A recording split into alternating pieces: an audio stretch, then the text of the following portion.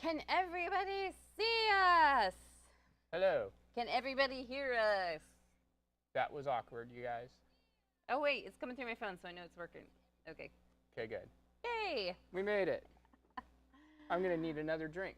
You haven't even opened your first one yet. I did. I opened it. I've already drinking half of it. What are you talking about? Excellent. Maybe that's the problem. You guys, we've literally had every single piece of equipment we own not work. Yeah. Like, we haven't done anything. Like, someone let us know if you can hear us and see us. It looks like everything's working right on our end. Daniel, chat. I command thee to shot. Actually, you might need to refresh the chat. Oh, how do we do that? I don't know, but I remember this. We had just to do click this refresh before. right here. Okay. There. Looks great. Sounds great. Thank you so much. I don't even know, you guys. Like, and I call myself a tech director at a community theater. I'm questioning that. I am too. Well, hello everybody. Thank you for sticking around through that. Like, did we have any piece of equipment that was working right? No, it's a haunted warehouse. I don't know. It's the energy here.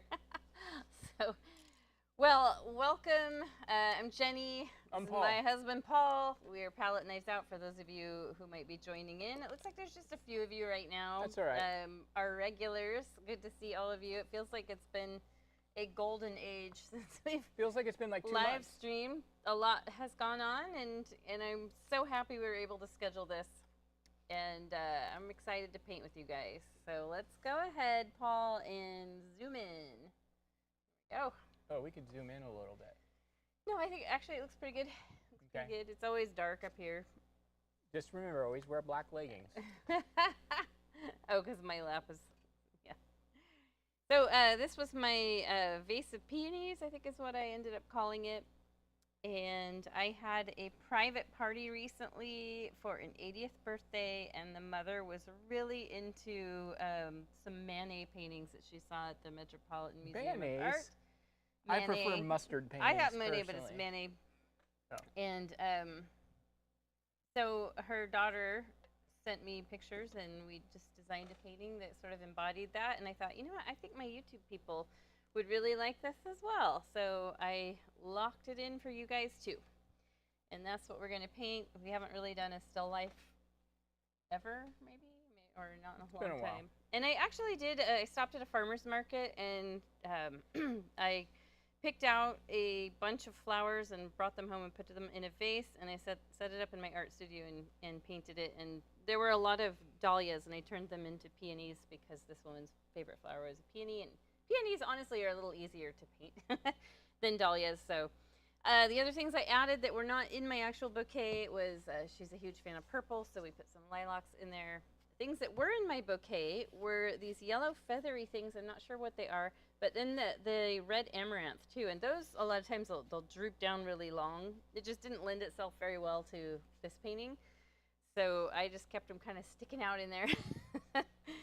And I would say the hardest part of this painting maybe is just getting the vase right. Now you can do a round vase if you want, or you can do, this one's just sort of flared out and curves like this, and that's the vase I have at home is like that as well. So that's what I painted.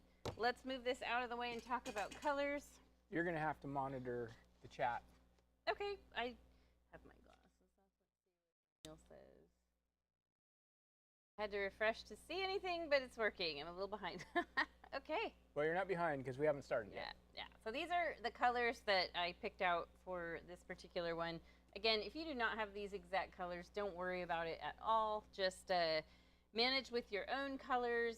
Not everything has to be the same. When I taught this to the live group, one of the gals made her background pink. It was super cute. So just keep that in mind. You can do any colors you want. And I kept our Bahama blue on here because I like the gray that it makes in the background. But if you don't have Bahama blue, just black and white. Maybe throw a little blue in there and play around with it. So let's get started. We've got our 4 brushes. Just if you're doing this on your own and you don't have our same brushes, just pick out a handful. I like a 3/4 inch or 1 inch brush to start. And then just a handful of medium and small brushes. I tend to use flat brushes a lot of times, but round brushes will work fine. What does this little wheel mean? Are we okay? Okay. I think it's just our... Don't touch anything, Paul. Do not touch any cords.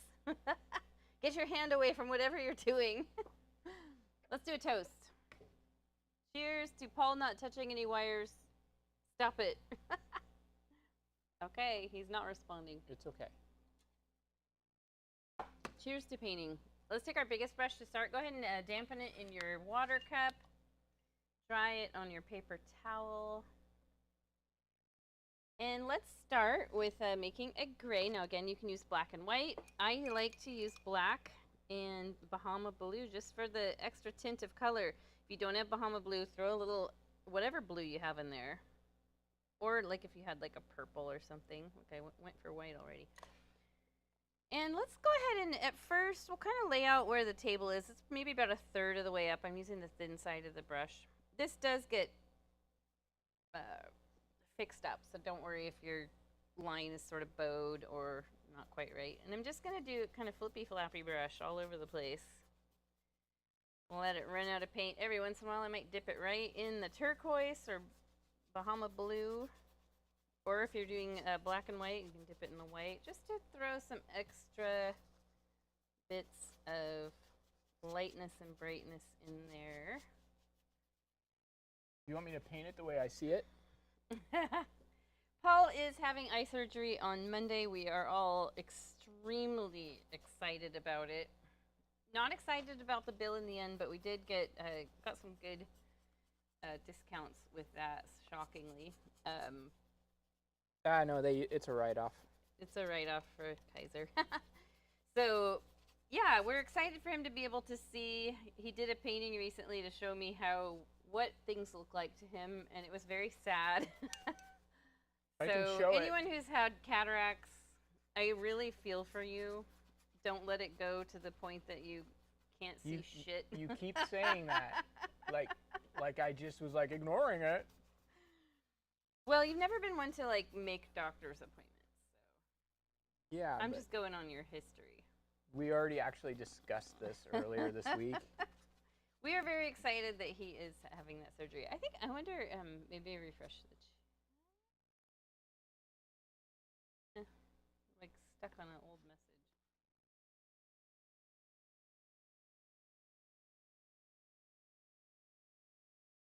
Okay. Nothing. Okay, we're good. I'm like terrified now. What does that message mean? What does this mean? I hope everyone's been having a great September. It's crazy that it is September. I'm having a hard time wrapping my brain around how fast time flies. I did get a new job, and that's been sucking up a lot of time. It's not the most fulfilling job ever, but it is. I am working for a very nice and passionate couple who own the business, and I have pretty fun coworkers. Too bad we're not getting done early enough to go in there afterwards. Yeah.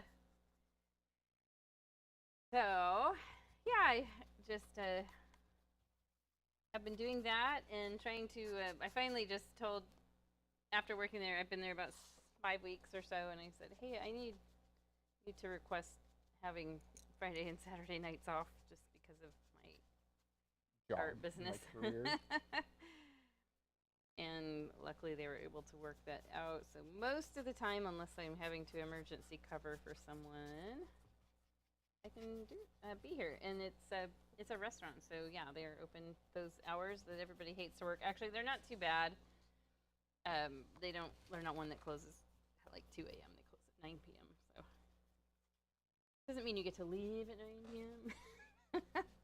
It's been fun though. I get a lot of steps in. I've lost a little bit of weight, which is kind of nice because of the amount of steps I'm getting in, and then also just being on my feet and not being able to. It's forced fasting is what we refer to it. Us servers and bartenders, forced fasting. So it's got some benefits, I'll say. He knows what's good for him. His first words will be "damn" when he sees you, Jenny. I'm in the officially acting as a wingman here. That's good, Daniel. That's good. I honestly think if I said that to Jenny, she would probably punch me in the throat. That is not true. It's true. That is not true at all. What the heck? You don't deal well with compliments. What the heck? What are you talking about? What's wrong with you? Oh, brother. Okay, so one of the things I like to do with this painting is I like to blur out I like to not make a sharp edge to the table. And it's not the easiest thing to do. You have to have a pretty wet background. But what I want to do is take my lightest color. So if you're using Bahama Blue or Turquoise, great. If you're using white, great. I'm going to brush that along the edge and brush it upward. And it's kind of warm in here, so the paint is drying a little faster than is in a typical... The only reason it's warm in here is because you're in here. See? I gave you a compliment. And I gave you a reaction, a good reaction. You kind of sounded like the Count from Sesame Street. You know what? Chips and salsa sounds really good tonight. That's so weird. It's random. Well, except for it smells like tamales in here. Oh, yeah. Our employee, we decided that after Paul left today, he had a tamale party. So it is a good smell. You know, there's worse things that could... Could have been the after tamale party. Oh, boy. That was bad. Okay, so I have a pretty light background. It's maybe a little bit lighter than my original. Yes, it is. It's definitely more blue, more of the turquoise. I almost brought the blackest black paint totally ever known to man tonight. Oh, yeah. That's... Okay, I'm going to wash the brush. Don't have to give it like a solid 100% rinse. Like you can see when I dry my brush, I still have a lot of gray on it. And that is because the table kind of pulls some of that color down into it.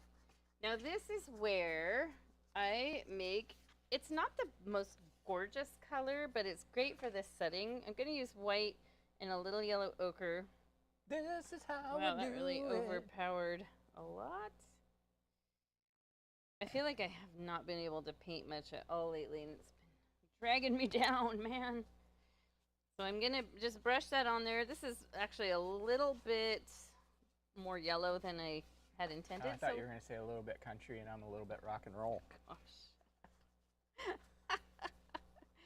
So I added a little white. I just brushed white right on top, and you can see that gray is coming out of my brush, and that's going to tone that color down nicely. And I have a lot of paint on my brush, so I'm going to spread it out down here kind of quickly. There's no need to be slow here. You can get everything on here pretty quick. Do you think that Hootie and the Blowfish were inspired by that song? Because their music is like the little bit country, a little bit rock and roll, because their music was kind of a little bit country, a little bit rock and roll. I don't know. Didn't he end up being a country singer? Yeah, he is. One thing you can do is you can take your brush and dip it right in your gray and add some more in there. Yeah, I like that. I just like the tone of it and having some forced shadows in there, especially over here on the right side. We are going to have a shadow from the vase. And so, yeah, having a deepened shadow over there is good. I don't know exactly what's going on because I can't see stuff. Well, you got mustard going on there. It's all right. So I'm going to actually take some of this grayish color that I made, maybe make a little bit more, and go over the seam where the table meets the background, just to sort of blur the things together a little. Clean and dry my brush really fast. Sorry if it feels like I'm going turbo. This is something you don't really need to overthink. And too late. That's actually overthinking is probably the downfall of a lot of painters. That's myself for sure. I need to really work on not overthinking painting. It's been a struggle, and I'm gonna conquer it. I have faith. I'm gonna conquer it. But yeah, you see how the background now, the table sort of just blurs out into the background. I do like that particular look for this painting. I looked at a whole lot of different still lifes of flowers, bases of flowers from styles of Impressionism, Post-Impressionism, modern art, more realistic, and kind of took elements that I liked from different ones. The peonies on this are they're very simple. I am not a flower painter. I struggle with flowers always. They hurt my brain, and so flowers are my kryptonite with painting. I paint a lot of things, but flowers I have always struggled with, and it probably is because of overthinking. If I was Superman, would you still be there holding my hand? Kryptonite. The TV YouTube version is about 5 seconds in front of my laptop version of the class. That's funny. That's from Sid. Daniel, if you stop painting now, it'd be a perfect stormy night on a sandy beach. Oh, you are right. Oh, that's exactly where I would like to be right now. I love the stormy beach nights in Oregon if you go to the Oregon coast. And I'm sure Washington is probably even more so. But that's my favorite time to be at the beach. I'm not a sunshine, lay out on a towel on the beach person. I mean, I will do that if I had the finances to go to Hawaii. I absolutely would do that and not complain. But I definitely am it's misty and rainy, and hey, look, it's pouring right now. Hey, look, there's a little thunder. The waves are going crazy. That's my favorite. You prefer to see crows at the beach than seagulls? Seagulls are little rats with wings. They are all creatures. They're just, I don't know. Seagulls are kind of annoying to me. Why? But I'll let them live. I'll let them be. Hachi's kind of like a seagull, actually.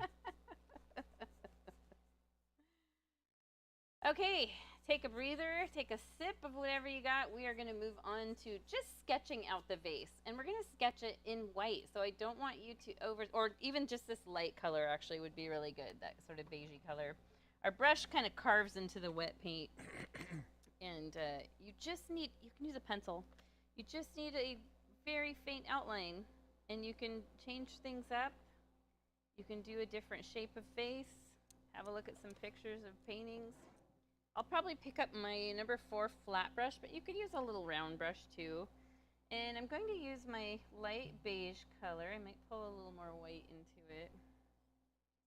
Even lighter still.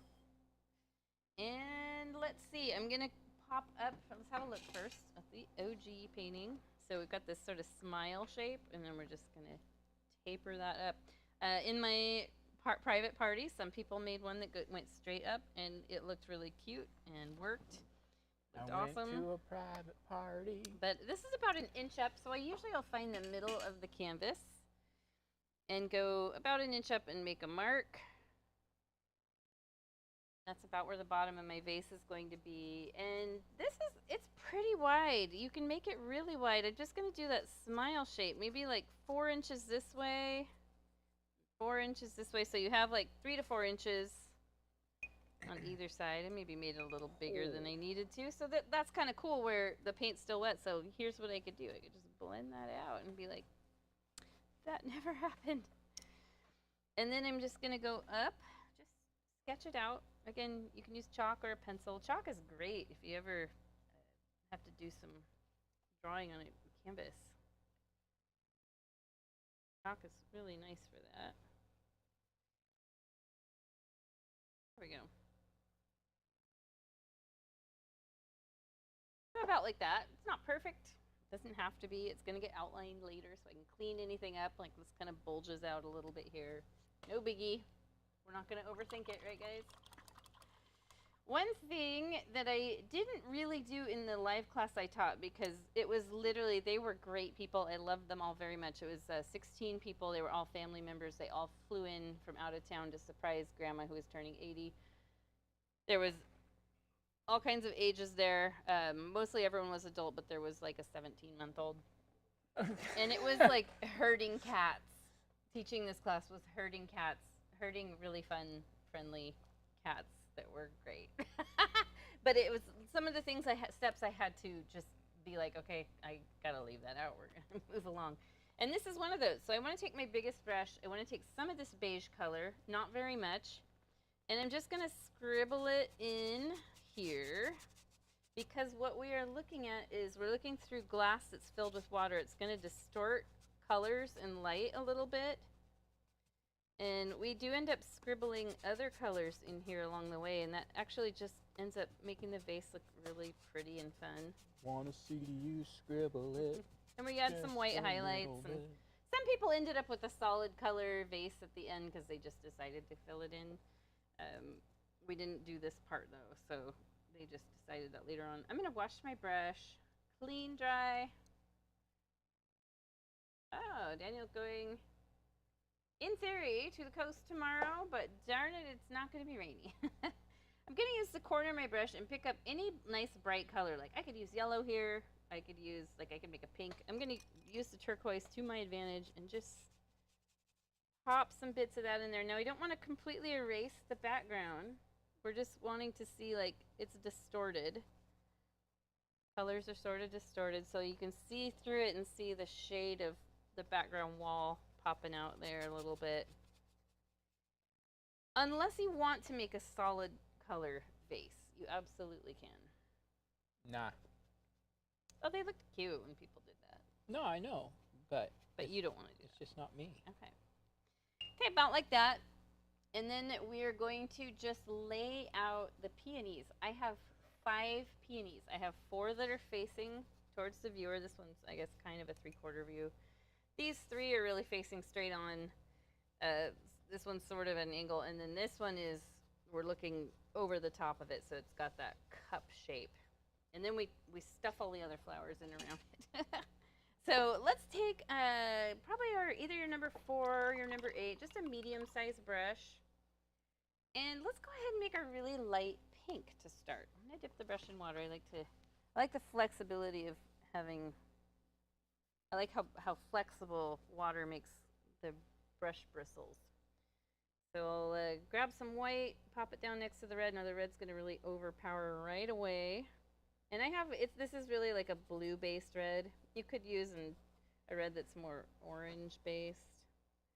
I tend to like the ones that are a little more in the blue-based type, if that makes sense. Does it make sense to call it a blue-based red, Paul? Yeah, I mean, it's leaning more violet. Yeah, leaning more violet. So I made just a really pale pink, and I'm just going to sort of tap out. So you don't need to do like a strict dotted line. Like when I said dotted line in the class, we had a lot of this going on, which took a little bit to cover up. So I'm just sort of sketching it in. And then I'll do one up here that sort of overlaps. You can change the sizes of these. You can have one overlap the other. This is just the beginning sketch. Nothing is set in stone here. And then let's see, I've got a little one popping out here. This one's going to end up being more of a peach color. That one is kind of the 3/4 V, so it's going to be more of an oval shape. Then I've got lots of room for leaves. For a second there, you had the cone of silence.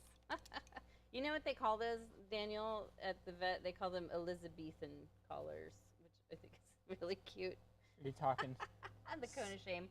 Small dog energy, or small dog, big collar energy? Now, in the class, I told people this flower is totally optional because a lot of people, when they laid out their flowers, they went all the way to the top or just like looking at them. I thought, you know, I'd leave that off. I gave them advice. I said I would leave the red flower off of yours because it's going to throw your whole bouquet off. So you can decide if you put it on there or not. What I could do is this one, I'm maybe, like if you notice, this is a little more squished down. So I could like reduce the size of this one and then just sketch. Basically, it's like you're painting a little, like a wood salad bowl, like one of those little manzanita wood salad bowls from the 70s.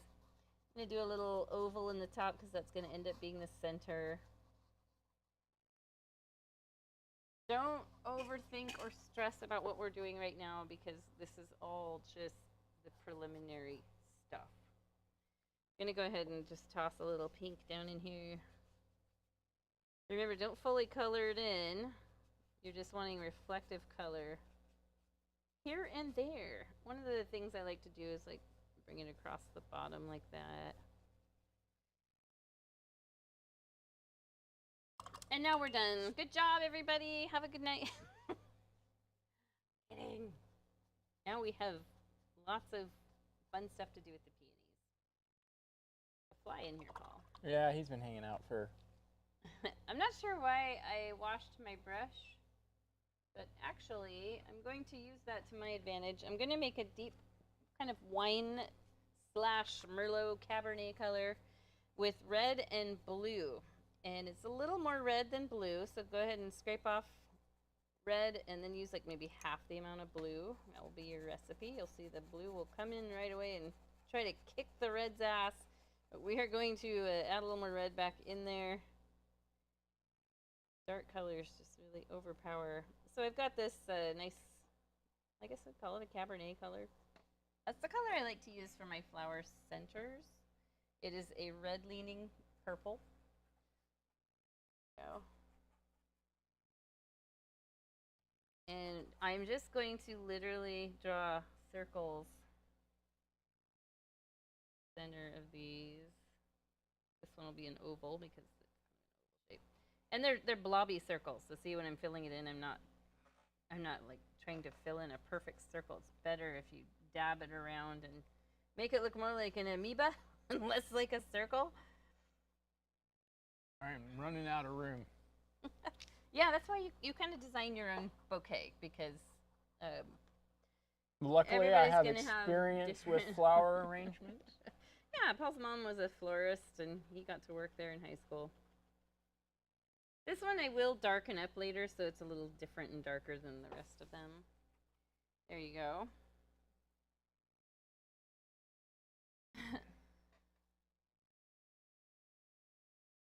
Oh, let's see. Now here's the real challenge. How many of you caught the reference? You're thinking Cone of Shame, Cone of Silence was from Get Smart. I used to watch that show. Actually, now it looks like the fairy godmother from Cinderella. Magic Laboo. It's Bibbidi Bobbidi Boo. Come on. Bibbidi Bobbidi Boo. Okay, there we go. We've got very abstract looking flowers, and this is a painting that could lend itself to being very abstract. I love flower paintings like that, where you fill in around, like you just fill in around these amoeba circles, and it ends up being almost sort of childlike, but in a cool way. I mean, not that kid paintings are uncool. I love looking at kids paintings. Actually, when I did my kids classes at our live studio, I learned a lot from those kids. More stylized, I guess.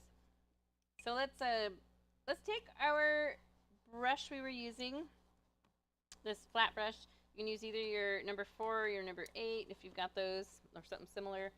And I know I washed my brush, that's just automatic, but I want to take, and I'm just going to go around, and I'm going to make these little movement lines. So those of you who painted Starry Night with us a couple springs ago or so, this is a lot like how Van Gogh painted around his stars in the sky. It just looks like, you know, the way stars look when you have astigmatism. And there's like halos around them. That's exactly what we're doing. We're painting these halos around these round-ish objects in the center of the flowers because of the amount of layering we do with the lighter colors. This is going to give our flowers some depth, and I know this is where you're really going to strongly dislike your painting and think you're doing everything wrong, but I promise you, you're on the right path. Just follow along with what I do. Do exactly as I say. Exactly as I say. And just make sure you get quite a lot of these. Like, you can even blot out a lot of your background because we layer in a lot of light pinks. So almost all of this gets covered up. So look how I'm just going in and adding more of these little dash marks. Look at me. Look at me. Do it like me. I have the camera. You will do everything I say. And now I'm going to wash my brush, and I'm going to take pure red to start for this guy up here. He does get, this flower does get other colors layered on top, but I'm just going to paint in this sort of upward Muppety shape. Yeah, I'm making the edges kind of rough and feathery. Someday you'll find it. But my brush strokes are the curved. Rainbow connection. We're finding the rainbow connection. Peonies. Goldenrod. And then across the back, I just do a little layer of this, like, kind of scrub, so that these are petals that are on the back side. So exactly what it is that you were doing over there. I'd like to understand a little bit better. Yeah, so this flower looks a little wild and crazy at the moment. Promise you it's going to all come together. Wild and crazy kind of guy. You remember that? Yes, SNL. Yeah. I do remember. I just found out, like, in the last 2 years that Steve Martin was never a cast member on SNL. Oh, and probably Chevy Chase, he was on it a lot too. Chevy Chase was a cast member. Oh, he was? Okay. But interesting. Steve Martin was just on it so much, everybody assumed he was a cast member. Okay, very cool. Okay, so I want some of this to dry because if we came in with pink right now, we would end up with a lot of this dark stuff that we need smearing into the pink, and we don't want that at this present time. So I think right now would be a good time to paint the shadow from the vase and maybe get the start of some stems in there too. The stems are kept very, very simple. Let's go ahead. Let's use our biggest brush and mix green. So my phthalo blue and yellow, that's what I want to use. And you can tailor the green to your liking. Maybe you like more of a blue-green that's more teal.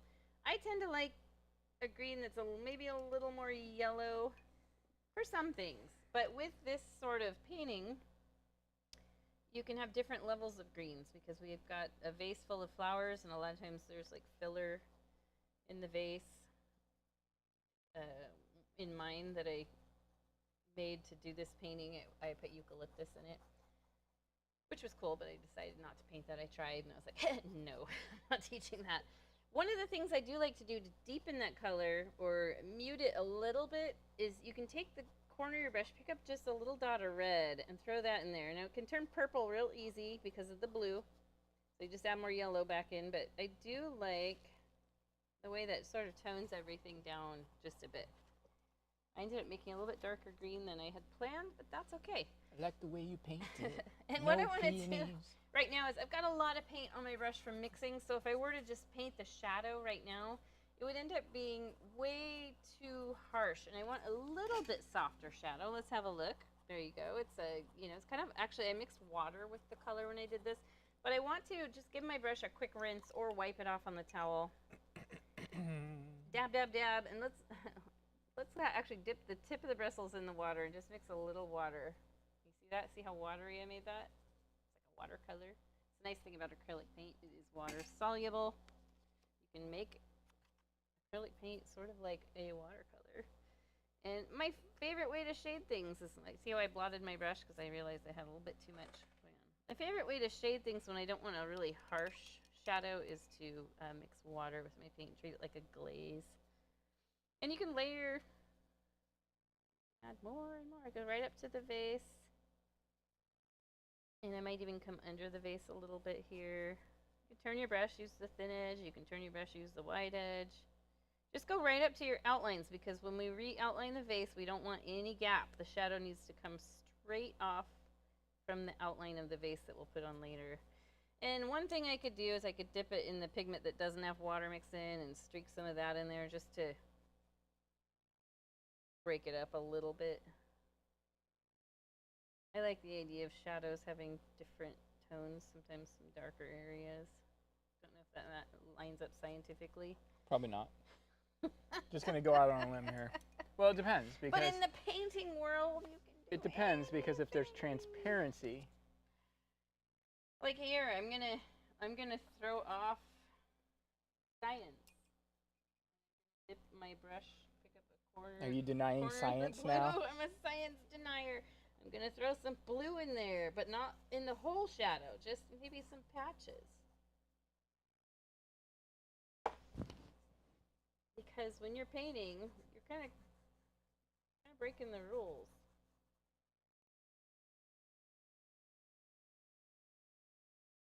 Okay. Let's see that is. That's drying pretty good. The centers are still a little wet because of the thicker paint, but we're not going to do anything with the centers, so I think we're okay. One thing we could do really quick is paint the stems. I know I had to mention that. I'm going to use one of my flat brushes. This is my number 8. I'll turn it and use the thin edge.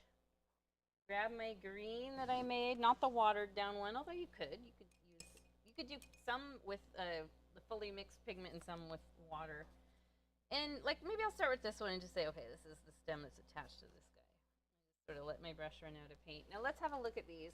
You can see I let my brush run out of paint. These are not super crisp. I was working on not being overly detailed and overly crisp with my painting. And I like the way that worked out. It did hurt my brain a little bit because I want to like, oh, this needs to be like equally thick all the way down. You know, your brain starts telling you those things that are not true. Don't have to be true. It's a lie. So like maybe there's one that crosses over from this guy. Maybe there's going to be extra things in this. Okay, so there's going to be the feathery things. We've got the amaranth that's in there. So here, I'm going to mix a little more yellow with my fish green here and throw in a random yellowy green stem. A rando? Yeah.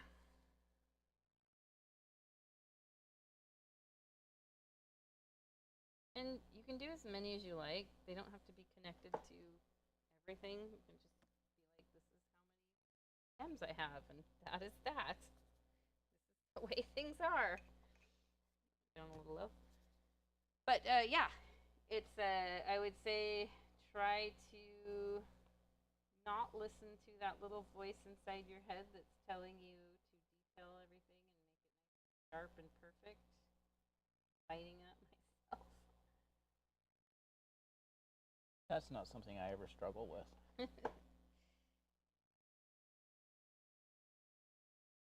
Now, I'm going to force myself to leave those alone, and I'm going to paint some leaves. And I like to paint the leaves first because then when we bring some of this pink ruffliness in, it overlaps the leaves, so it makes the leaves look like they are in the background.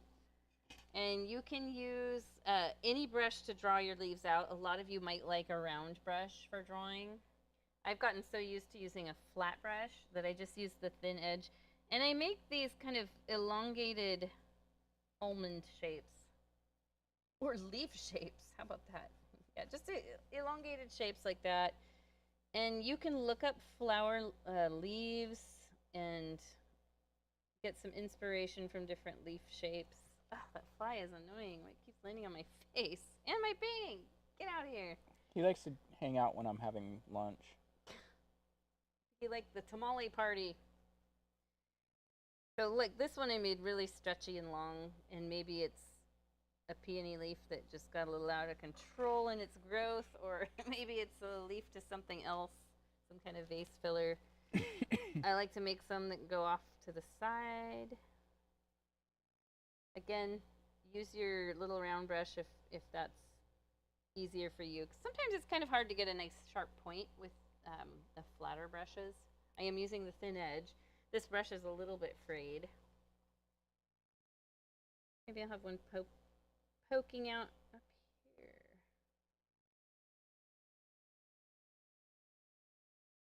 I think I could deepen that with a little red and blue. You don't have to use the same greens. Just like the stems, we've got different levels of leaves.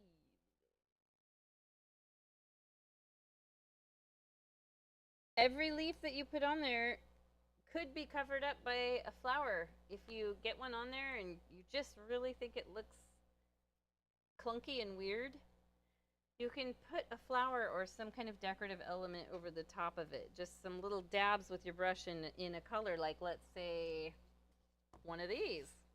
Let's say I hated that leaf. Maybe, like, I've seen them before where people make them really thick and they just can't get it to that nice stretched out looking thing. And I will usually recommend they paint something over it. You can have some of it show.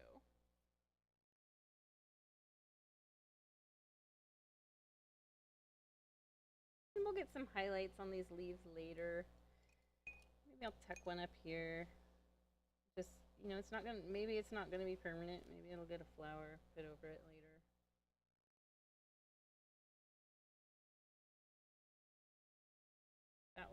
This is one I don't really like. Don't really like the way it stretches out there. So I will probably put something over it.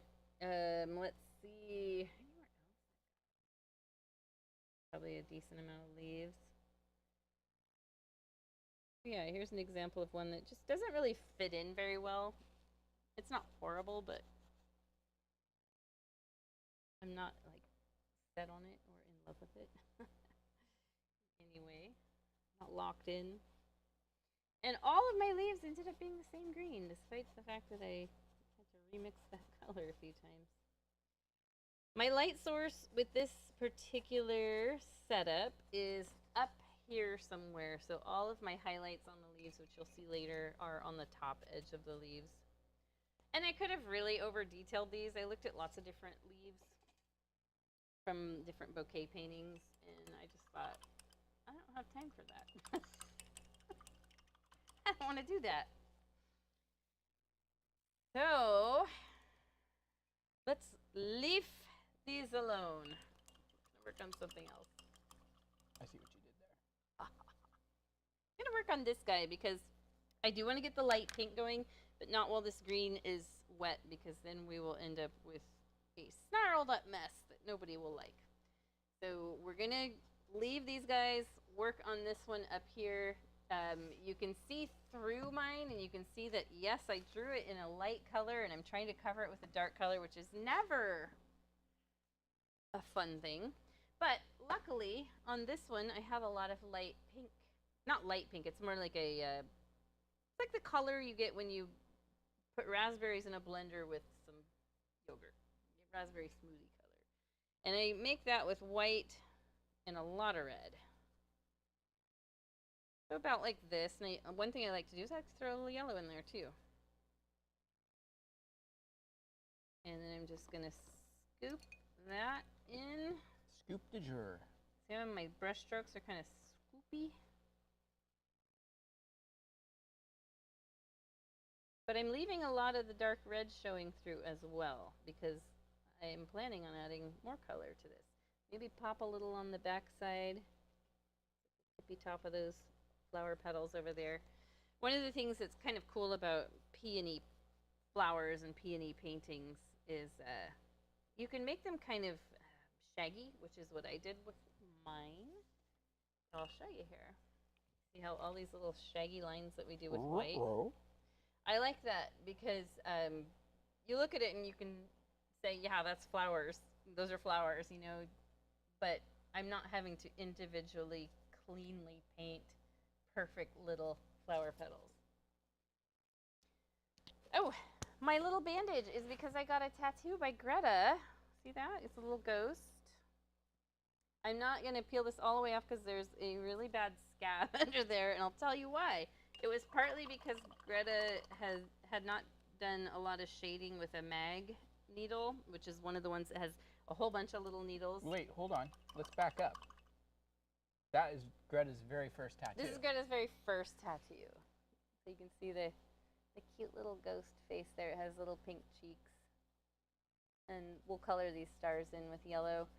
But yeah, so the area that was shaded, the whole bottom part of the ghost comes down to a little point, and it's shaded with some blue that you can kind of see some of the blue in there around the arms. And Greta's not used to using a mag necessarily on, well, not on skin at all. And they had used a mag on like fake skin. But, thank you, Sid. But the skin got a little overworked, partly because the teacher was right there telling Greta exactly what to do and showing, like, let me take this and I'll show you how we do the swirl. And meanwhile, my skin's like beating up blood, and I'm sitting there going, okay, well, it doesn't really hurt anymore. It's just kind of numb. But it did form a nice scab that was probably a little more scabby than a normal tattoo. And then I was helping put a fitted sheet on a mattress, and I was holding it down like this, and my other hand slipped, and I gouged it with my thumbnail and gouged the scab right off. And so right now it just doesn't look pretty. Doesn't feel super great either. But by the time Paul teaches his painting, I will probably be able to show you without anybody cringing away. Okay, so let's go ahead now. And I was working on this. I'm going to mix some yellow with just a tiny dot of red. So I get kind of almost an orange color. Oops, that's not quite it. And I'll throw some of that in there. Look at that. That's pretty. I like that. Let me see if I can lift this up a little bit. Oh, it's so pretty. There's probably not any peonies that grow like this. This is more like dahlia colors. You might be surprised. Peonies come in a lot of colors. We can do whatever we want. Let's add a little white to this color. And we are aiming for a light peach. What's that noise? It's my chair. Oh, your chair. It sounded really funny. So there we go. Peach right there. Pretty. I'm going to dab my brush off on my towel and redip the tip of the bristles. And we're going to work on this guy right in the middle here. And I can tell right away that I need more paint. But I'm going to leave the center dark. But I'm coming around. I'm going to overlap this guy up here. Flower is a little bit in front of that one. And I'm just adding more of those little curved sort of dash marks. And as you do that, you can reduce the center, because look at the center of this one. Look how small it is. It started off like that size, but as we bring in these little curved brush strokes that make up the flower petals, when I work on reducing the size of the center. We have more colors to add on there, so that's just our first run. And you can leave it like that. It's not done, not even remotely. We're going to move on to other flowers. My leaves are nice and dry, so now I want to make a pink for these guys. And I'm going to start with not the lightest pink. It's not quite the raspberry smoothie color, maybe a little bit lighter than that.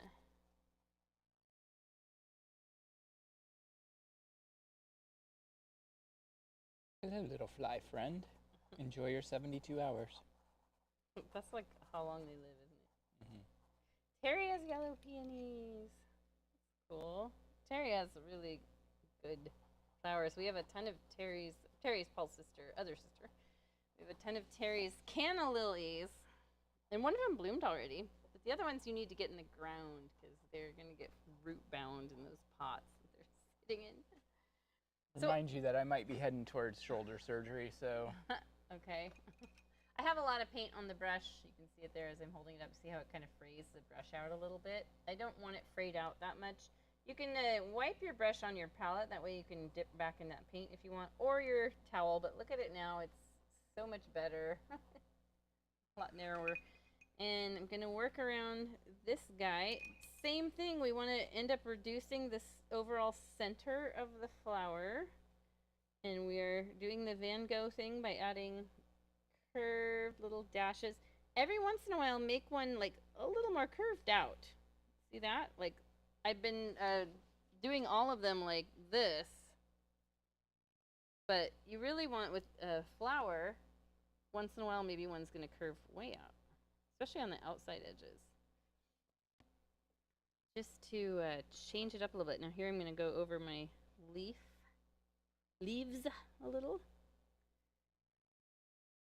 And our goal here is we do want to reduce the amount of dark purple that's in here. It's just it's an important thing to have in there.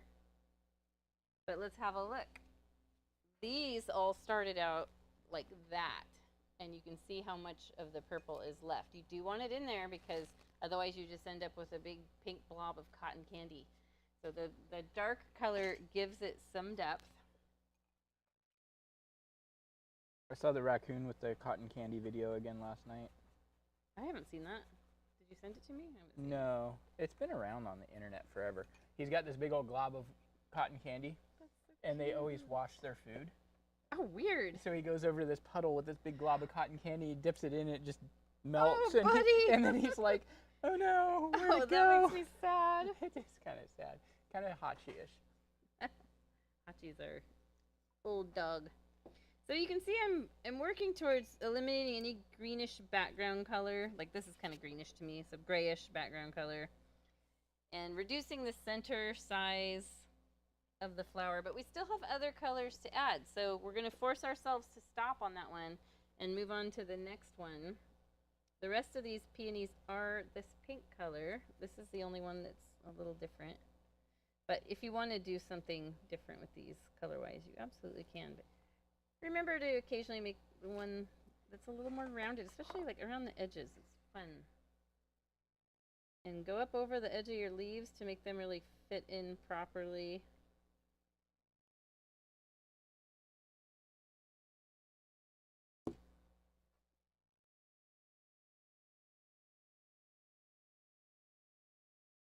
And we're working towards getting rid of a lot of that dark purple too, but leaving a little ghost layer of it. There's more to be eliminated. Because we have more colors to add. Now this one, we've got sort of the 3/4 view.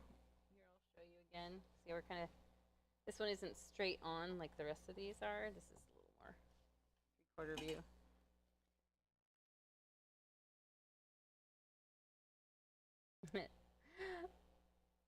Daniel says, I kind of see a really demented Pennywise in your flowers. Oh boy.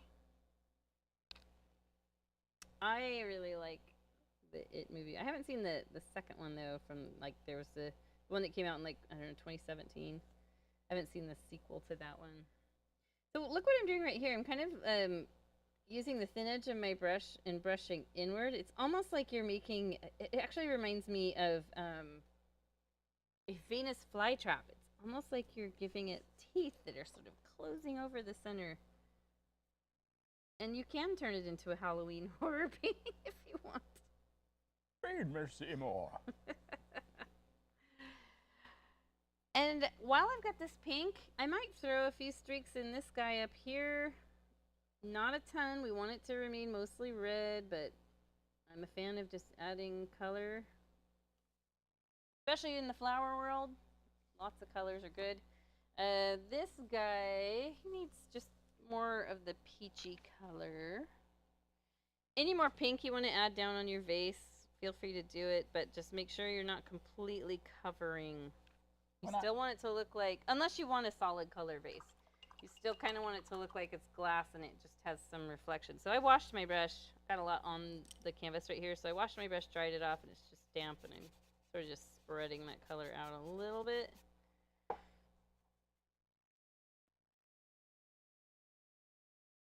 And let's get some different level of peach on this guy. So I've got the peach base here. I might just add a little more yellow,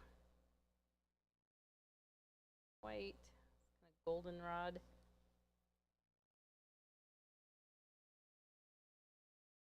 I made the exact color it was. Close. Wipe my brush off so I can get that thinner edge. Dinner for dinner. Dinner. Yeah, see how I'm kind of doing that fluffed up brush stroke where I'm using the thin edge of the brush going vertically, giving it that kind of Venus flytrap look I talked about.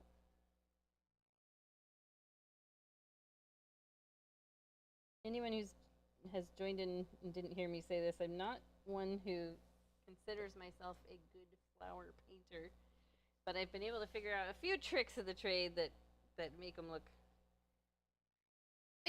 like flowers at least. It's not my favorite subject to paint, but I don't hate it. Like there are certain things I really just don't like painting. I can't think of anything right now off the top of my head. I'm trying to think. Anything I would hate painting. I love painting animals. That's probably my favorite. Birds especially. Flowers, I'm just kind of meh. But if someone requests them, I'm going to do them. Okay. Now, I'm going to go back to these ones that are pink. This was my color, and I need to add more white, so I want to make a lighter level.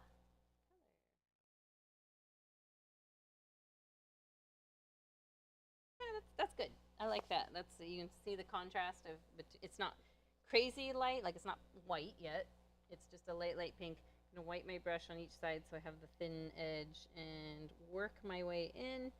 Again, once in a while do the petals that are a little more curved, roughly curved, I guess, so that you're not ending up with so many that just are little curved dashes. Like, you want to mess up the curve a little bit.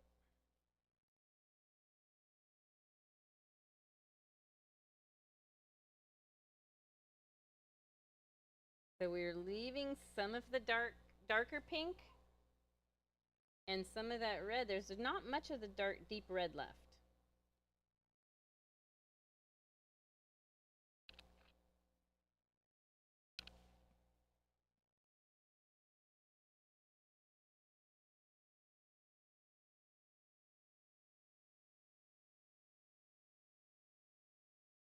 Our peonies, like, they grow in, seems like they're in a lot of Japanese artwork. Are they like a Japanese? I don't know if they're native there, but they're definitely part of the Japanese gardens. And like, they might have been from French culture. Huh.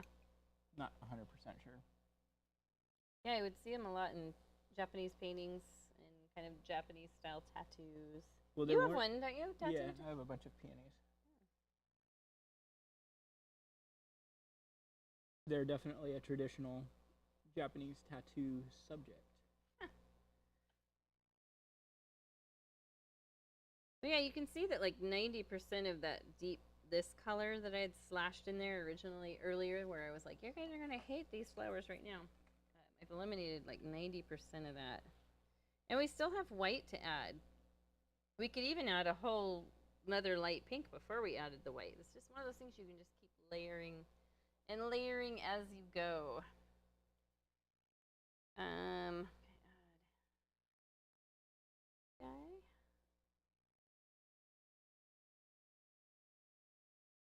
I'm curious how you guys will like painting flowers. I know some of you watch and then paint later. Some of you paint along, brave souls, for the very first time. So I will be curious to see what you think of painting flowers.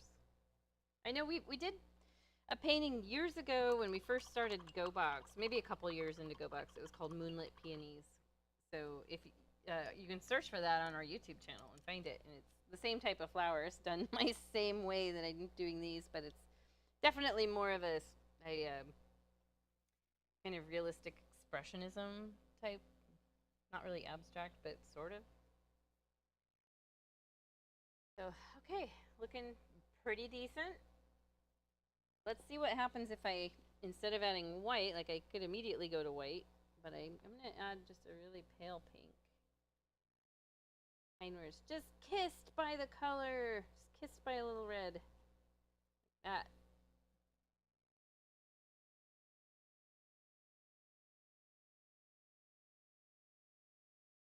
That's kind of fun. I like the high contrast that the white adds. I'm not going to do too much of this because I don't want to fight with the white too much. But I will add some pink into this guy here. That darker pink we were just working with. I don't want to turn this flower pink, but I do want to add a different color. Make it blush a little here and there.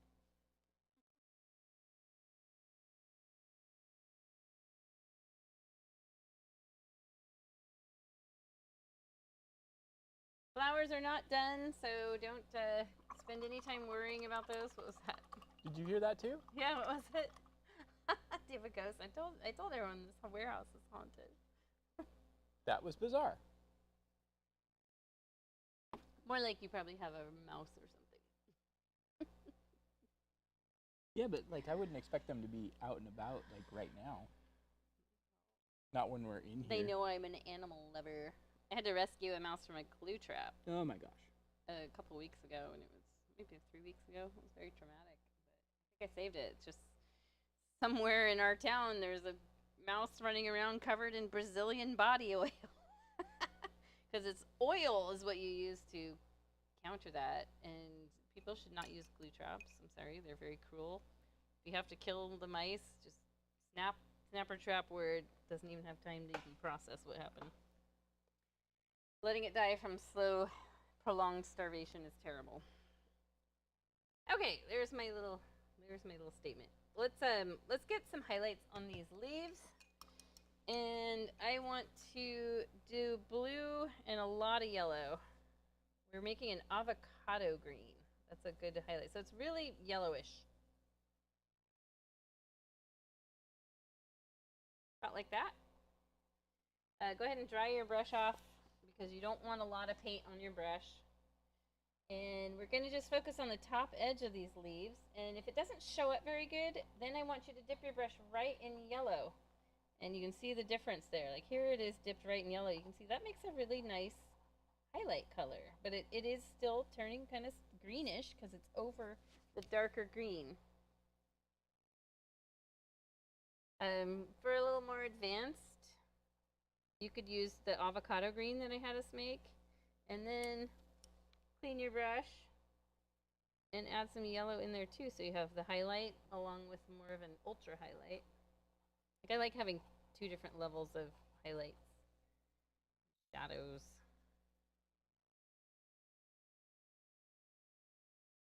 Yeah, just primarily focusing on the top edge of these. Like this one, I'm getting this side because it's kind of pointing down. Same here.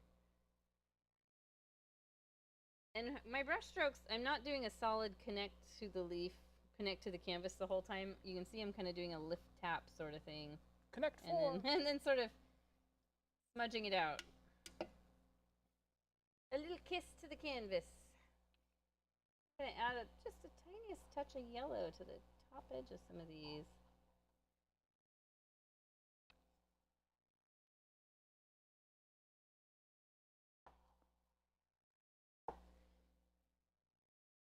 Okay. The cool thing about doing this is if you hate your highlights, just remix this dark green color, go back and try it again. That's the nice thing about acrylic paint. Try it again, try it again, try it again. Okay, now I feel like the peonies have probably dried just enough that where I can come in and I can add the white, but I'm actually not going to do that right at this moment because I want to add in, just looking at this, you can see how the white edges over this purple lilac. I originally did not have lilacs on this painting. Those of you who saw the very first post where I teased this painting, which was, gosh, 2-3 weeks ago, you will notice it does not have those in there. It was the private party. The daughter requested some purple in there. Everybody in the party wore purple. It was so cute. I thought it was great. I loved it. So these are 100% optional. You can leave those out, but I will show them because they are on this one. In fact, I'll show you the one I taught during the class ended up slightly different because something live, there's always going to be some slight differences. So here's the one I taught. Here's the original. I like the original better. These are kind of funny because they look like sharp teeth. They're going to bite. And this one, like, I've got a lot more lighter colors in this peony, and it's just anytime something is turned into a live class setting where you've got people calling you over to help them with their painting and lots of interruptions, the overall original is not going to end up quite the same. So, that being said, hello, Lanky Box fan. Let's get some purple lilacs in there if you want. Jenny, if I run out of paint, who should I turn to? What? You turn to yourself and go get some. Oh. But what if I can't find it in the dark? Then you can borrow from my palette. I'll let you. Okay. Love your channel. Sorry for the cats, but hi, love your tutorials. They're so fun and it makes time fly. Oh, thank you so much. Happy to hear it. And yes, all caps is like, I love it. You're just excited. That's amazing. Do it. Okay, so let's make a pretty lilac purple color. Now, I will tell you, on the one that I showed you, I used straight out of the bottle, for the most part, straight out of the bottle purple that I had at home. It's just a craft violet color, so it's a craft paint. It was cheating, but I do little things to cut corners when I'm teaching a live big group of people, because otherwise they would be there for way more than they paid for the rental of the space. So I'm going to make a pink with red and white, and then I'll throw just a little bit of blue in there. The blue is going to overpower it right away. This actually made a really nice lilac color. I like it. I was challenged to incorporate lyrics from 8675309. What? Jenny, Jenny, who should I turn to? Who can I turn to? I'm going to add a little more blue to half of this. I didn't find your number on the wall, though.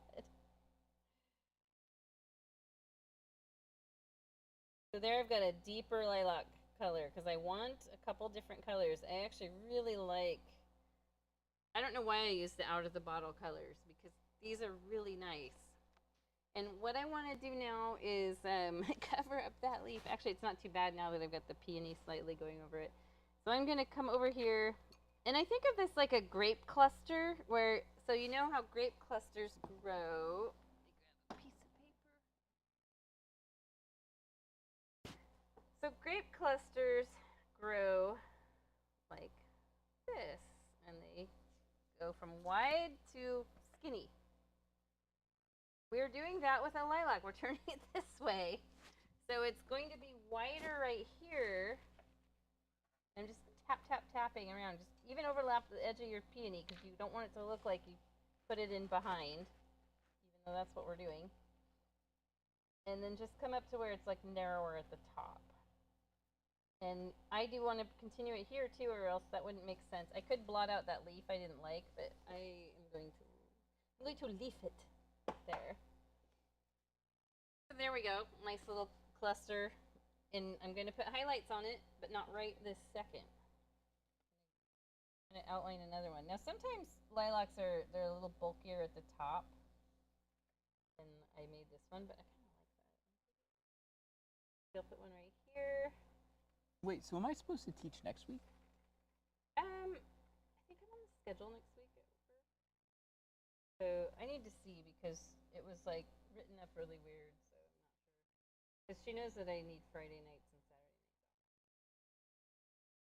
We'll see. It might be a Thursday. So right now I have devil horns in purple. And that's kind of cool. We're getting into Halloween season, but maybe I'll pop in another guy right here to throw things off. Oh yeah, so our next paintings are going to be like Halloween paintings. Well, what do you guys want? We've done graveyards, we've done haunted houses, we've done black cats, we've done jack-o'-lanterns, we've done crows.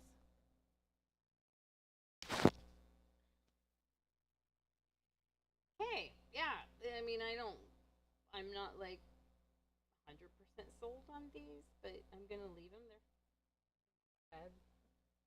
They're maybe a little big. Wash the brush. What is your favorite painting that you painted? That's what Lankybox fan asked. Yeah, I'll let you answer that. Ghosts or skeletons? That's a good. Yeah, skeleton. We have not really done a skeleton. So, what is your favorite painting? I'm going to use this lighter color, and look at that. Oh, that's so pretty. I'm just putting it on one side, just thinking like the light source is over here somewhere. Let me think about this for a second, because sometimes it's kind of hard to sort them all out. I know what mine is. It's not a painting that I've taught, because it's probably not very teachable to get it. No, but I mean, yeah, I'm eliminating like portfolio type of pieces from that. From my way of thinking about it. I'm going to blot over this leaf.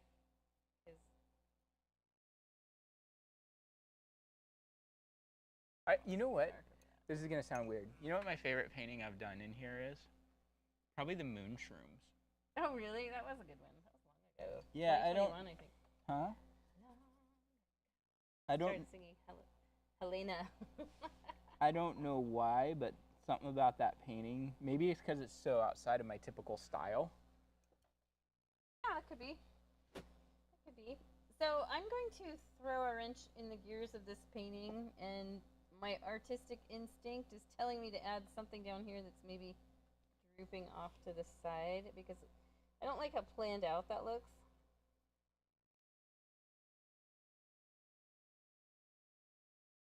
Maybe my artistic instinct is lying to me today, but we'll see. I think that actually has a nice little balance. Sort of just there. My holy Moses, the flowers look like a dog face now. I'm trying to see it, Daniel, but I appreciate your Rorschach tests that you bring to our painting classes. Okay, I'm going to scroll through my phone for just a second. I've been using, here's my favorite painting I've ever done, and I've painted multiple versions of this one. It is, this one's done in oil. I've done it in acrylic 3 other times, and I did it in acrylic 3 times, in oil 1 time, and then digitally another time on the iPad using Procreate, which is something new that I've been having fun with. I actually highly recommend getting Procreate. It's pretty fun. If you can get some kind of, I guess it works on an iPad and a Microsoft Surface, yeah, Surface Pro. And Greta, my daughter, has taught me a lot. And Greta will take my art and be like, okay, you need to add surface scattering here and blah, blah, blah. And so, like, this is, I'm trying to find what I did. Here's my dog. That is done on Procreate. So I really like the way her nose turned out, like this shading and texture. It feels a lot like painting, but it's not messy. You have nothing to clean up. So I do like that. I like the challenge of it. I've been having a lot of fun. So yeah, highly recommend if you do a lot of painting, which I know a lot of you guys do, just trying out some digital art. For a long time, I was very weird about it because I was like, is it really art? Is it really art? If you can edit, undo, is it really art? And I got over that silliness and embraced it and really liked it a lot. Now, I like painting, physically painting way better, but I do really enjoy the differences with the digital art. So I'm going to take and add some more white to this part of the purple. So I have a really nice pale lavender. Oh, the creature from the Neverending Story. Are you talking about the luck dragon? Falcor. Yeah, that's it. Since he said it was a dog, it looked like a dog. Yeah, here's my my ultra highlight going in there, just sort of peppering it in. Dude, I was a Neverending Story kid. Did you watch it a lot when you were young, Paul? Because we were what did it come out in, like 84, 86? I don't know. So many good movies came out in 86. Yeah. But we were 11. So we were like the Stranger Kids age. We were the Stranger Things kids ages. We were the ones roaming around on our BMX bikes. I had a Huffy. I don't know what I had, but my dad took it and he like you had a banana seat on yours. For a while I did, and he completely like custom painted it. That was kind of fun. 1984. Okay, yeah. So even more in the demographic, I think. I'm a nerd, but I'm not that big of a nerd. Yes, you are, Daniel. You are that big of a nerd. So I really loved the Neverending Story, except for I've seen memes about this online. We're all of us Gen Xers are so like that scene with Artex and the swamp, like that wrecked a lot of us. Bye. Thanks for joining. Who's leaving? Lanky Box. You're not allowed to leave until we say it's time. Okay, fine. You can go. All right, let's, if you want to put some purple, like I'd use the lightest color if you want to put some purple down, like reflected into the jar. Remember, just little bits of the color because we don't want to completely solid fill it in unless that's what you're aiming for. But I do love the little addition of a bit.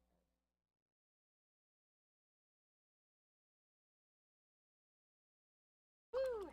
Let's get some white on our peonies. The lilacs are looking pretty good. I actually really like this color better. See, that's a testament to out of the box, straight out of the bottle color versus hand mixed. I don't know. I personally like the hand mixed better.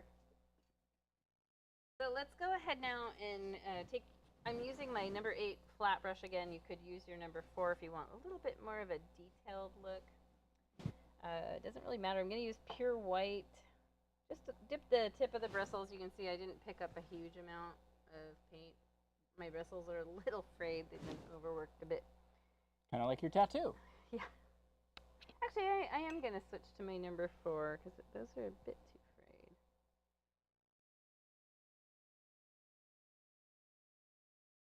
frayed. And now I'm adding the bits of white. I am going to concentrate on leaving some of the dark purple. Like I don't want to really cover over a lot of that. And I'll do the fluffy little marks that come in towards the center that sort of hug the center in.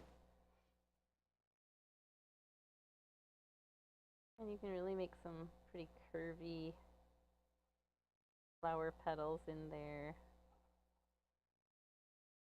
But try not to overthink it. Too late.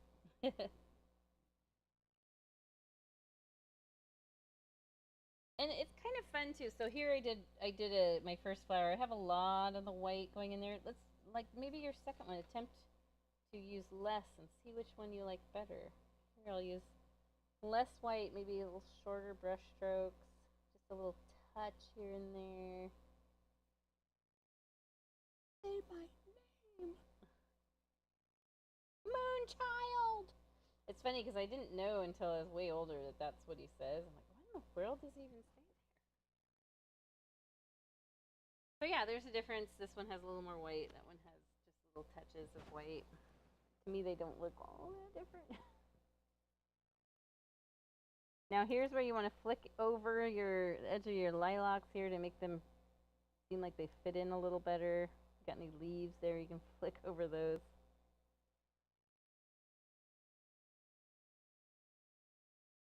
And I'll get a little white on this little peach colored guy here.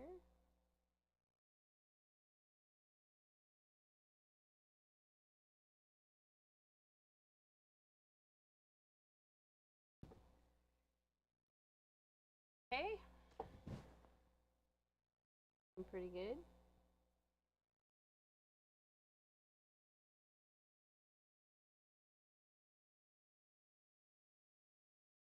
Funny, it's never Ending. a never-ending story. It's never like exactly like the original. Just always bodies a little bit. Like I noticed my centers on my original a little more red. So you could never work at a sweatshop.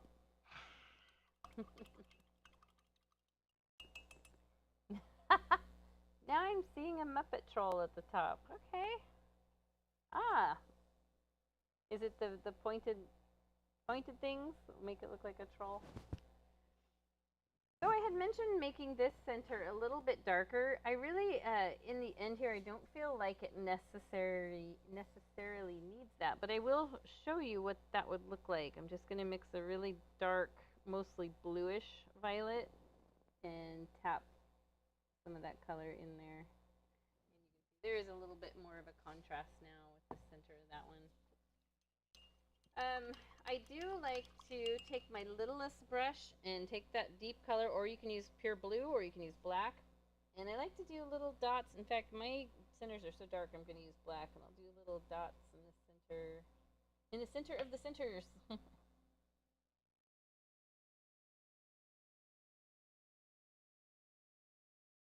Barely see them, but let me show you on the original. See them there. Sprinkle them with pepper.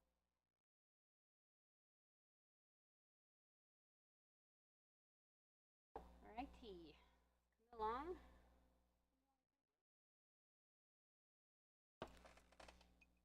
So my next step here is probably to outline the vase, and then we'll finish the painting off by adding in the extra little filler parts. It would be like the amaranth and this, whatever this feathery fun thing is. I'll highlight the vase, add some pink to the table. I'll show you that. So that was my little tribute to the Impressionist paintings.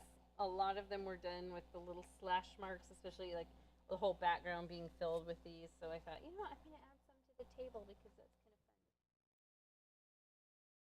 So for outlining the vase, I mix black, blue, and a little water, and you want to use a nice sharp-edged brush. So for you, it might be one of your flat brushes. It might be a round brush. My number 4 barely gets used, so it's nice and flat and has that really razor-thin edge. Well, razor-sharp teeth. That's pretty good. And we'll mix black, blue. You don't need much paint at all. So you're kind of looking for this color, kind of indigo. A little water thrown in there. Maybe dip your brush in like twice and mix it in there. So you want it to be about like this consistency. And the key thing is you want to blot your brush or wipe it on both sides on your paper towel. Then redip the tip of the bristles, and you'll come along. I have to take my glasses off. Right? Today I'm wearing my like normal vision glasses, not my contacts. So normally I have contacts and then I have to put reading glasses on. So I'm going to come along here. I'm starting off with kind of a thin outline, and then I'm just going to wipe my brush off, kind of haze that color inward a little bit. It can be a messy outline. Bottom. I'm trying to cover up my original light colored outlines. These don't have to be super thin, because look at my original. Look how thick that is around there, especially because I thought, okay, this is the shady area away from the light source, so this is going to be really dark. And I'll show us all how to do that.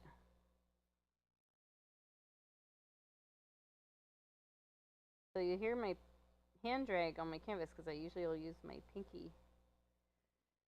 There are special tools that they make that's like a chopstick with a fluffy thing on the end that you can use to balance your hand. But I always just use my hand, especially with the, now I can understand with oil painting,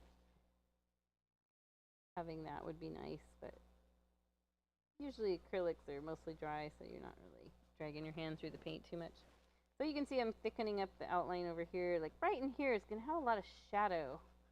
It's away from the light source. The deep dark part of the vase. Maybe I'll kind of round that in like this.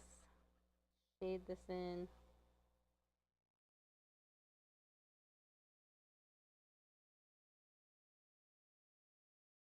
And here's where I might wash my next biggest size brush and dry it off so it's just damp, and kind of haze this around a little bit.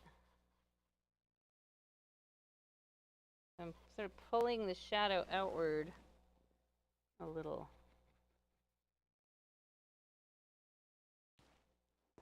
Scribble some in there.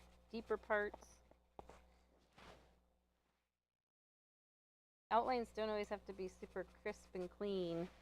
I think about these areas like, oh yeah, it's gonna be pretty dark up in here. Those leaves are gonna be casting a shadow. Might be really dark up in here.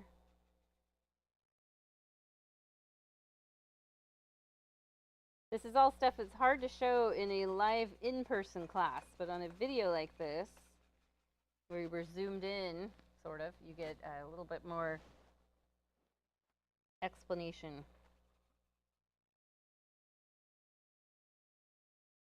My brush is mostly dry of paint, but it does have a little bit. Now I just added some more. Yeah, I feel like up here I'm going to have some nice shading, shadows from the leaves.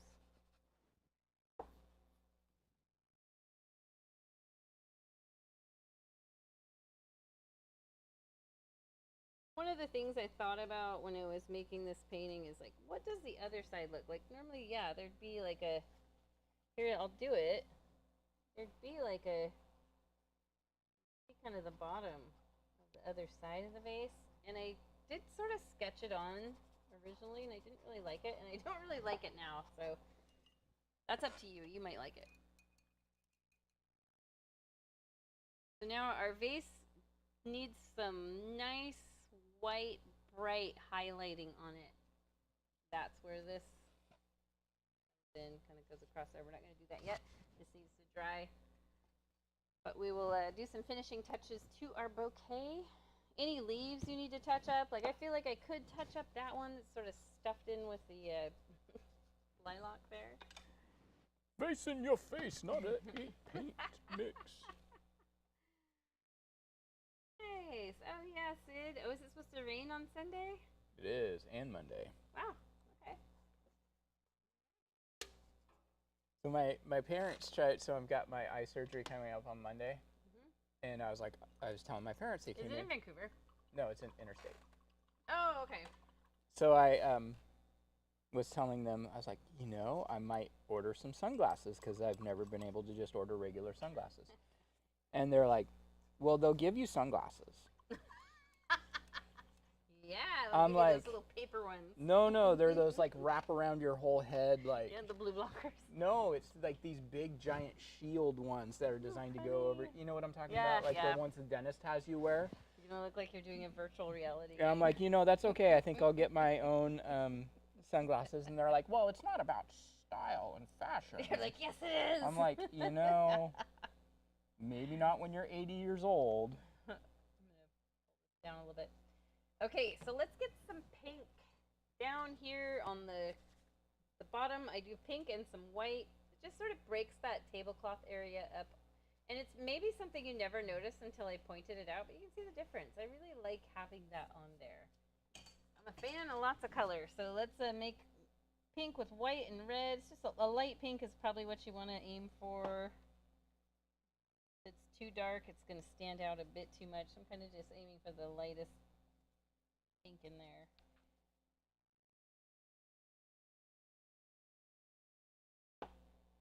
Okay, and I just do these little slashes of this color, and you decide, do you need it to be a little darker? Well, maybe I could have it be a little more red. So long story short, I don't think I ever convinced them that the post-surgery drive home from the hospital sunglasses they give you are going to be acceptable. Why not, Paul? They're perfect. So I'm just mixing in, think about like how Van Gogh's paintings were put together. His skies were filled with multiple strokes like this in different tones of color. That's basically what we're doing. I'm mixing in like longer brush strokes with shorter ones. And I like that. You can pull some in over here. Why not throw some over here? Just because we can. It's our painting. We can do what we want. Look at that. That's nice. I like that a lot. I don't know why I didn't do that on the Paint original. you, I won't do what you want to. It looks like actually looking at my painting, it looks like I started to and then. My dogs interrupt me a lot when I'm painting. So I'm going to wash the brush, dry it off. Your theme song for Chiaki is, I'll be wrapped around your... That dog has me wrapped around her paw for sure. I'm adding some white in here. And the nice thing is I'm not adding as much white, but it kind of mixes with the wet pink paint. Fun alt color.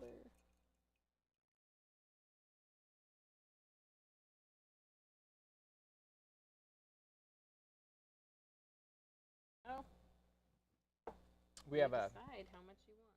student that comes to our live classes who's Wrapped around her toe bean.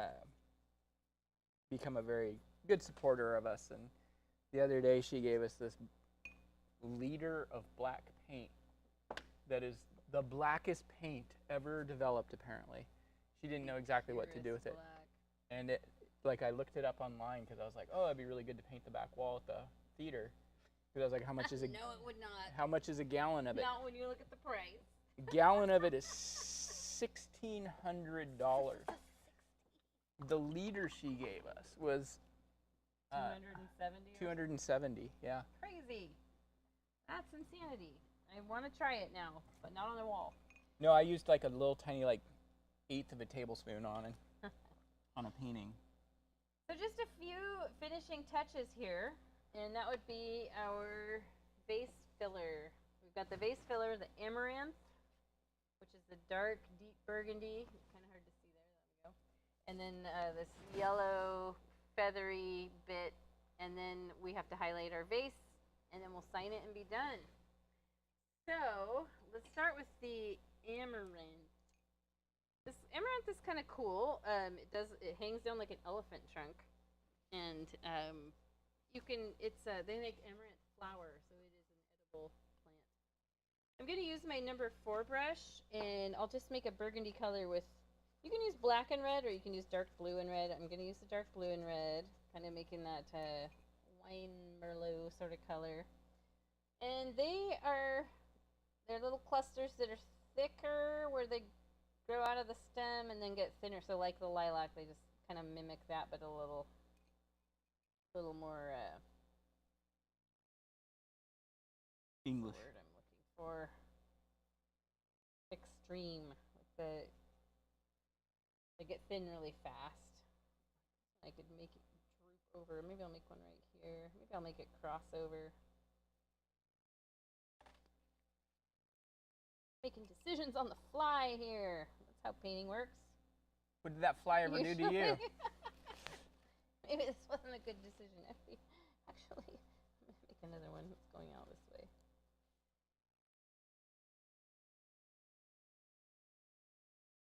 It's funny how it looks better having the second one.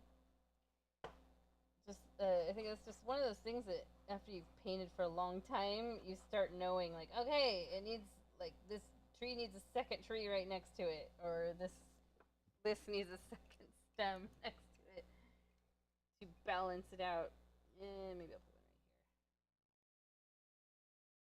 here. You guys can make yours go straight upward like these do, and like my original does, or you can droop them down. You just decide how you want your bouquet.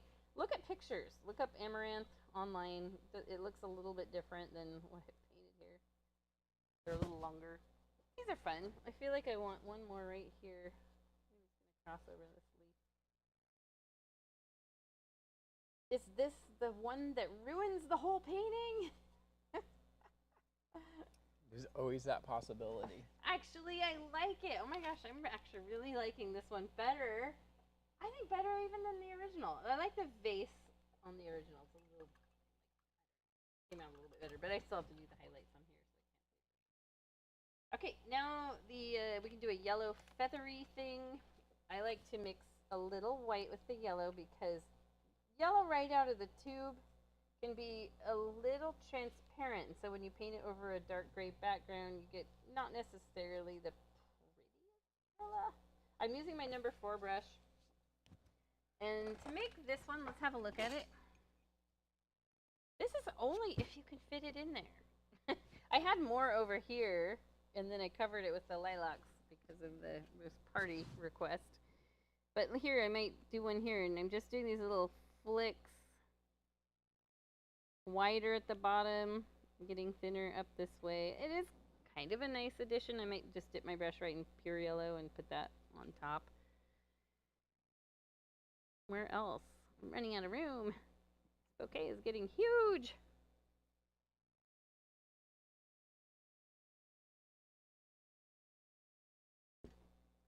I kind of think I'm just going to keep it to the 2. I could put one over here, but then I don't know, it feels like maybe that would be too planned out. Like, oh, there's exactly 3 in there all spaced perfectly. I'm going to try using a little of this color as a tiny highlight on the leaves. This leaf is kind of sad, tucked in there with the purple dominating over the top of it a little bit. All right. Looking good. Pretty happy with this one. Now it does kind of explodes at the top of the canvas compared to this guy. This one fits in really nicely. You can see there's a lot of air space around it. This one is like, hey, I'm here. It's my time to shine. That's okay. And now I'm going to put the highlighting on the vase. Let me pull this back down. So here you can see this one. Let me pull the other one back over. The one that, this is the one that I taught, which never turns out quite as nice when you're doing a live class. So you can see the difference. This is like, okay. But I do like the way that one. So I did a nice bold, thick white highlight here. And then I just sort of curved with here. And then did a little shine right straight through this dark area as a backlighting sort of thing. You might play it safe and use not your biggest brush, because that is going to feel really, it's going to hurt your brain a little bit. You're going to be questioning everything in your life if you use that big brush. So I would use like your number 8 and or something maybe a tiny bit bigger, something that's maybe a little more in between these two sizes. But I think the number 8's perfect for what I'm doing. I'm just going to come right in here and do a nice swatch of white.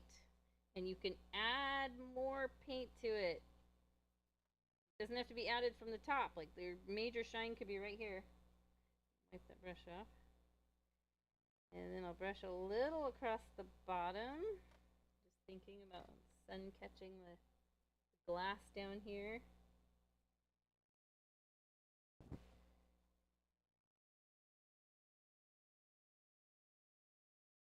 This is one that you can just layer and layer. Using the skinny edge of the brush, a little backlighting here. But your major thickest highlights.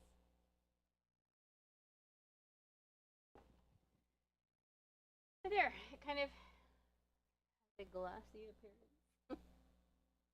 It's glassy-ish. I do like having a little pink in here, maybe a little fleck down here.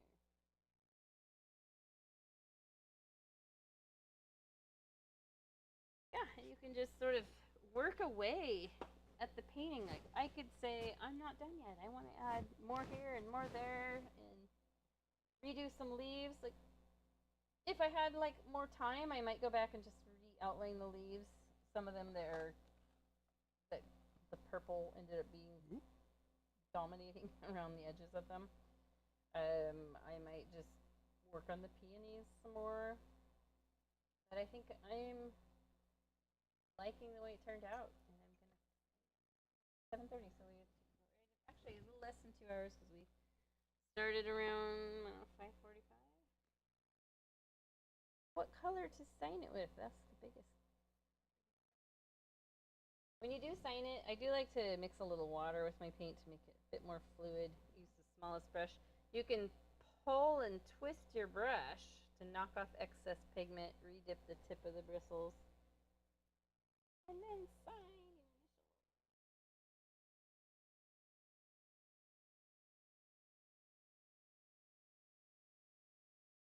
How many times can I go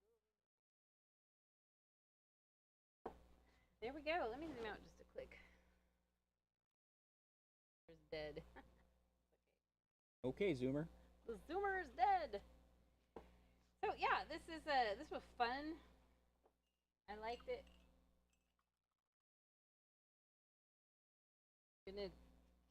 Even though I already signed it, I'm gonna do this crazy thing.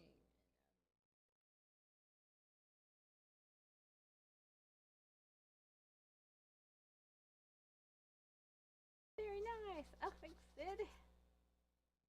We'll have to get a look at Paul's. I'm gonna fold this over. Highly recommend these palettes. You can find them on Blick Art Supply. Just Google Blick Art Supply, you'll find them, and they're just look for disposable palette sheets. They're like a wax paper, and there's 50 sheets, and these are I think 9 by 11. Love them. They're amazing. I've used them for years and years. Okay, I'm done. Okay, let's pull Paul's over and see what madness. Look at that. Oh my gosh, his flowers are so nice. This is actually really nice. You did a really good job. I like the way your vase looks. I'll take your word for it because I can't see it. Your flowers are very tattoo style. Well, I always have liked painting flowers, though. Yeah. Yeah, you've liked painting flowers more than I do. I like the way the table, I like the shadow of the stems and how it goes off at an angle. That's absolutely something that could be done. Like you can change your light source. I don't know if when I did mine off to the side, what made that decision for me was how I had the lighting set on my display flowers that I used. I gotta put a little surface of water in there. You should put a goldfish in there. That's all right. You have a lot of leaves. Yeah, too many leaves. Okay.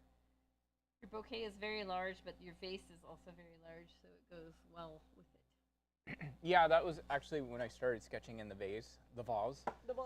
I was like, ooh, yeah, this got big. And I was like, okay, let's just take the bouquet off the canvas. The one thing I do like about Paul's, his vase definitely looks more realistic. And part of that is he put a water line in there, which you can do with, he used Bahama Blue, but you could use white or light gray. He also, rather than outlining the dark all our way around the whole thing, he did a little bit of dark here and here.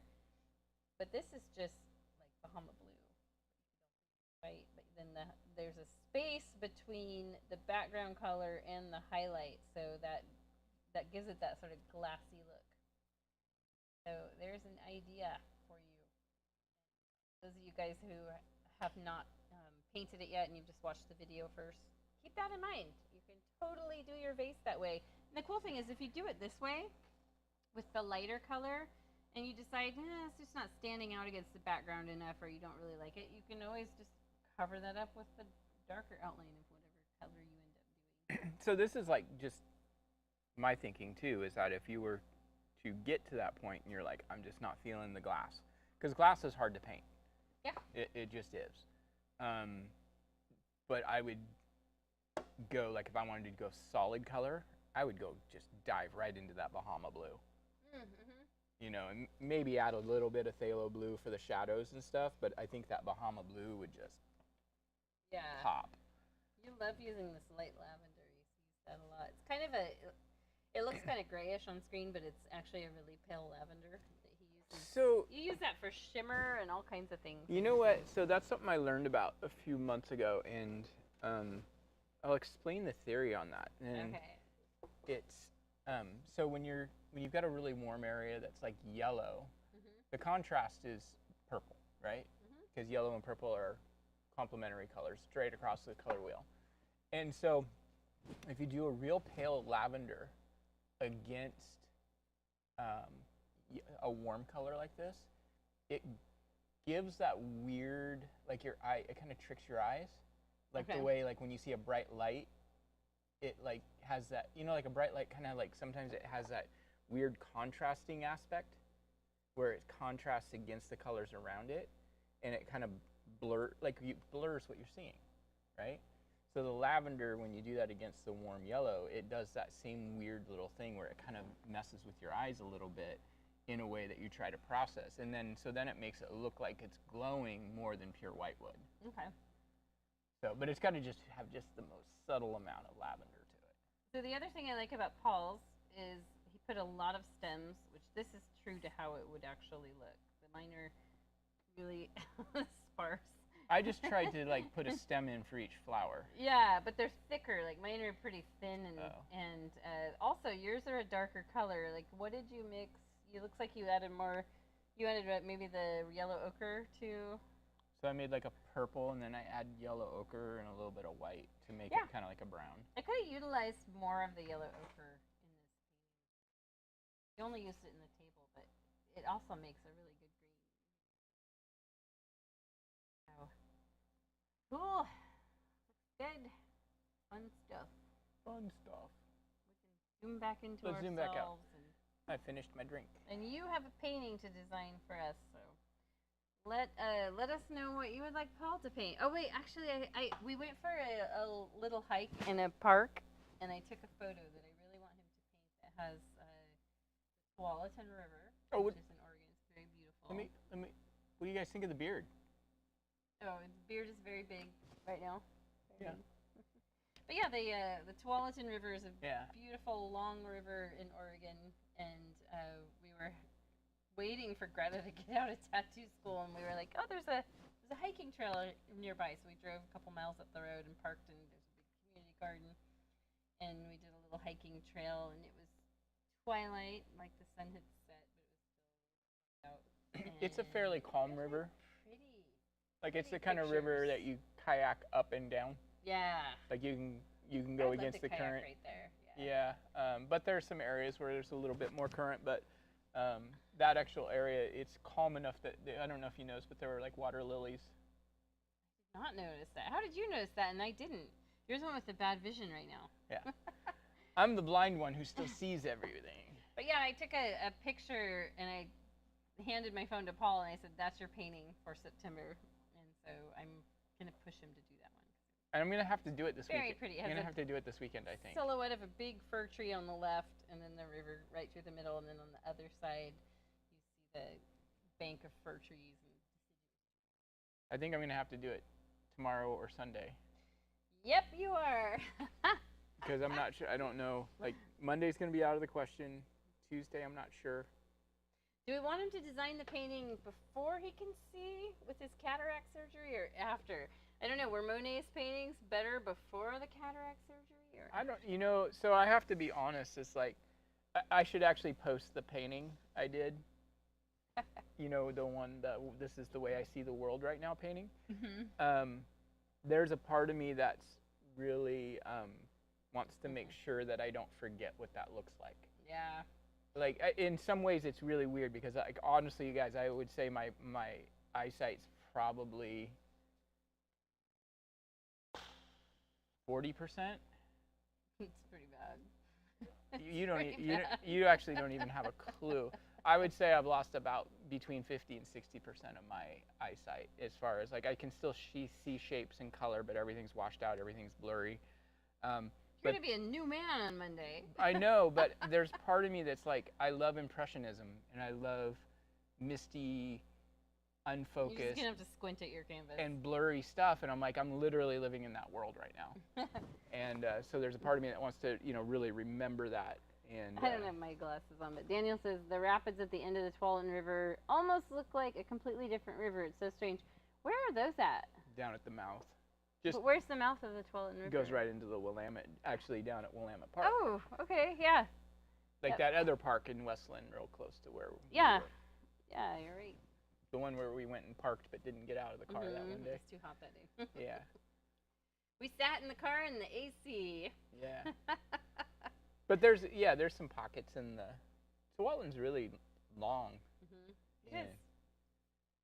It's like, I think there's a kayak route you can do that goes the full length of it, and it's like 6 days to do it, to kayak it. And Tualatin is a Native American name, but I don't remember Indigenous what it means. people name. Yeah, I don't remember what it means, so before you do that painting, we'll have to research that. Yeah. So, all right, let's sign off. I think the Tualatin is one of the longest rivers that goes the shortest distance. Yeah, you're right. Because it's just, it curls around a lot. Yeah. So. All right, guys, thanks for joining us and painting along with us. Feel free to peruse our channel. We have, 300 different painting videos. Oh, yeah, and that's the other thing. If you want to support us, we do have a membership plan on there. I think it's $2 or $3, and it's really just to support us, help us buy supplies and keep our equipment up and running. Like microphone cords. Yeah, well, I'm to paint, canvas, things like that, and you know, it would really help us out if you guys can chip in, and it's a monthly subscription. It's cheap. Or if you want to go to our Patreon. I think the links are in the description. They are in the description. Video, Yeah. so. Yeah, we do it for free, but it's not free for us to do. Oh, Marlene wants to know, where do I find that? So I think if you scroll down in the description that's posted with this video, yeah, you should be able to find it. The Patreon? Yeah, there's links to the coffee and Patreon and all that. Yep. So. Anyway. Here we are begging for. Yeah, I mean, we're begging for money. We're begging for money. But I mean, we really do. Like, we do this because we love doing it, And, yeah, I was very excited to do this tonight because it felt like it had been a long time, and it probably had been since I taught, because the last time I taught, we took all of August off, so the Yeah. last time I taught would have been July, and it's nice to have fun tonight. August was a I hope busy. you guys had fun too. August was a bit of a crazy month for us. So it was like we tried to figure out how we were going to squeeze it in, and it was just like it just wasn't going to happen. Yeah. And it was very hot, and there's no AC here, so we had a major heat wave. That actually might be something we consider, is just always take August off. Maybe. I mean, it's only 2 days, or maybe I don't know. But it was kind of, actually, I got to be honest, it was kind of nice to have a little break. Yeah, I realized it had been 5 years with no break for twice a month paintings. So we'd stuck to that schedule pretty good. It felt weird, but Yeah.